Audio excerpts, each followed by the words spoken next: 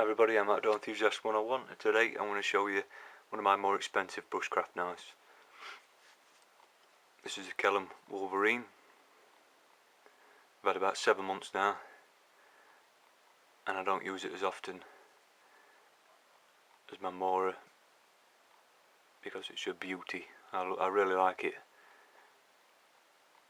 but I don't want to damage it or anything, so I don't use it as much because it's very expensive. A lot of thought goes into these knives. They're handcrafted. Kellam SPT is scientifically precision tempering. The back of the blade is much softer than the cutting edge here, and there's actually a tempering line you can see.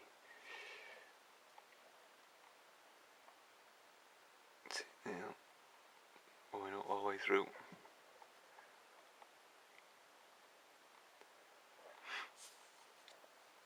These are 3mm thick. They're a bit thicker than the Mora knives.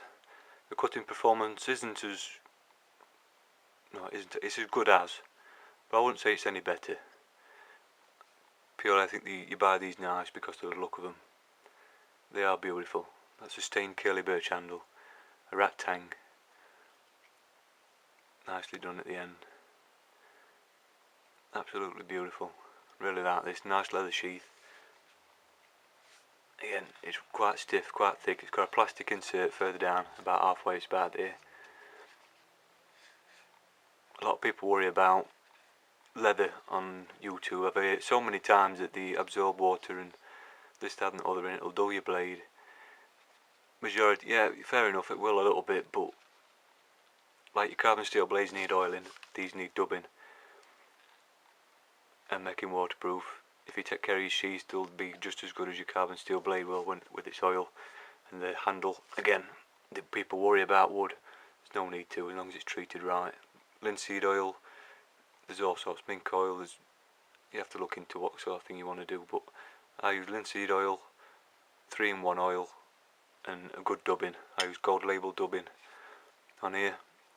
Warm the leather up, rub it on, and use a heat gun to really absorb through. It's completely waterproof.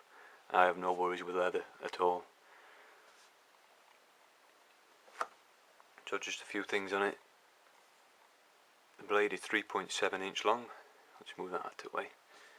3mm thick. The handle's about 4.4 to this part anyway. It's got a really nice feel. What you're looking for in a pucko or a knife of this type is about the same width of your hand. It gives you a lot of dexterity, and you know, it's, I'm trying to think of a word, like ergonomics kind of thing, but it's just like an extension of your hand. Really nice cutting. But with something this expensive, but for me anyway expensive, I don't want to be doing splitting and things like that. So this is just a play knife really, for carving and traps and pegs and things. I know you don't need to be elaborate with most stuff in bushcraft, but it's to take the time up. You want to make them nice. It's nice. It's a nice knife to use for that. I also like using this. Well, by the way, the edge is a 63 Rockwell, which is a lot harder than usual. But like I say, a lot of thought's gone into this. It's softer at the back. I-50s. The one it is down to the cutting edge. Comes with a factory razor sharp edge, and these are best done on stones, in my opinion. This is what I use a stone on this. It's nice to use my flint kit. I've been putting a flint kit together, which I'm probably going to show towards the end of this video. We'll just have a look at it now. This is the flint kit, and I want to thank personally Le Loop from Historical Trekking. You can see his video on my channel with firelighting without char cloth. It's on me. If you go on my channel and have a look for his video on my favourites, because he introduced me to firelighting with Punkwood, and it's brilliant. I'll show you it at the end of the video. I'm getting a fire going in a brew, and all credit goes to him, because you can just tell by looking at the man, he's very wise.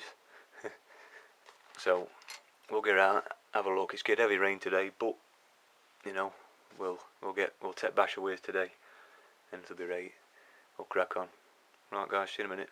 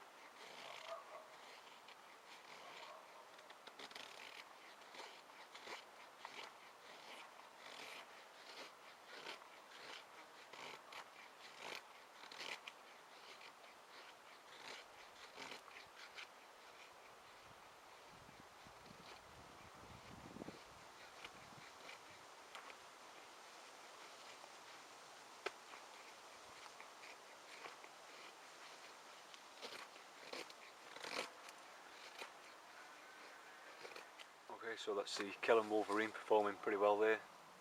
Basic tasks really, but doing them really well. So now I'm going to try a new fire method I've not done yet, using my new fire kit.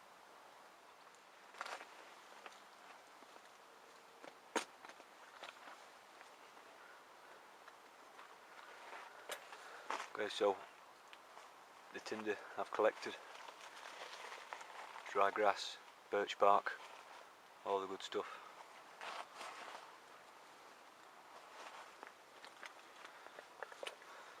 Without tin.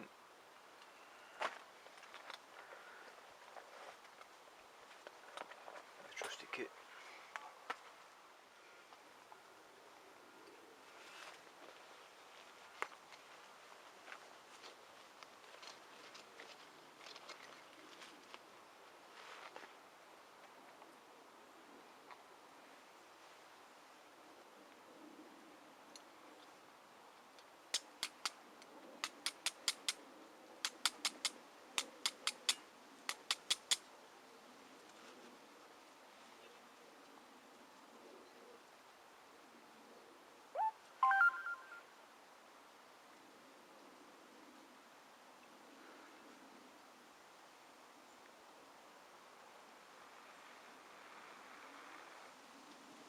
Take that over to fire now.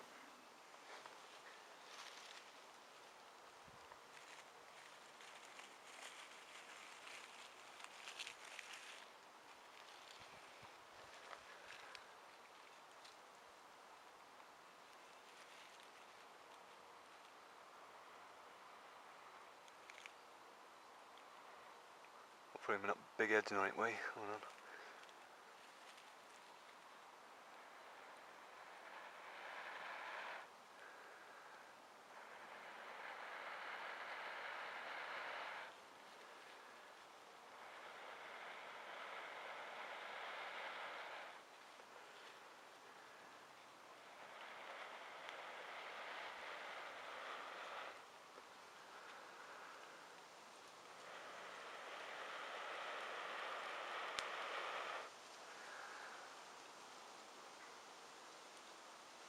Oh bugger, where are you?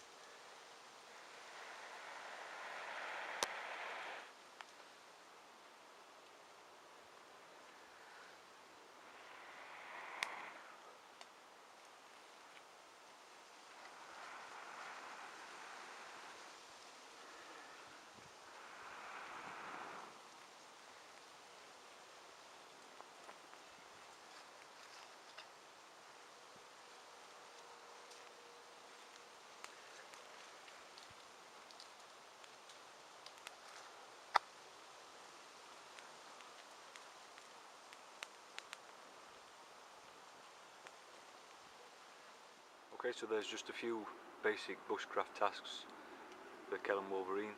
Holds up to him very well, as you'd imagine. To spend this much money on this kind of knife, you've got to really want to appeal to the look of the knife. I think Mamora is still brilliant, cost effective, looks well, customisable. These are more of a, it looks beautiful so I want one kind of knife. You know what I mean? That's what I think anyway. But if you want to look at it and use it, it works really well. Once again, the fire technique, 100% Le Coupe. I think I've already put his details on. Brilliant, really inspired me to want to make me do fire like that. If you're interested in the fire kit, where to purchase the different parts to put it together, and I'll do another video on it. If I get enough people asking me kind of thing, then I'll do a separate video on that, because I think that'll be a primary method for me again for making fire, because it's enjoyable, it looks well, I get to use my leather equipment. So that wraps up, I think. Thanks for watching. I'm Outdoor Enthusiast. Take care.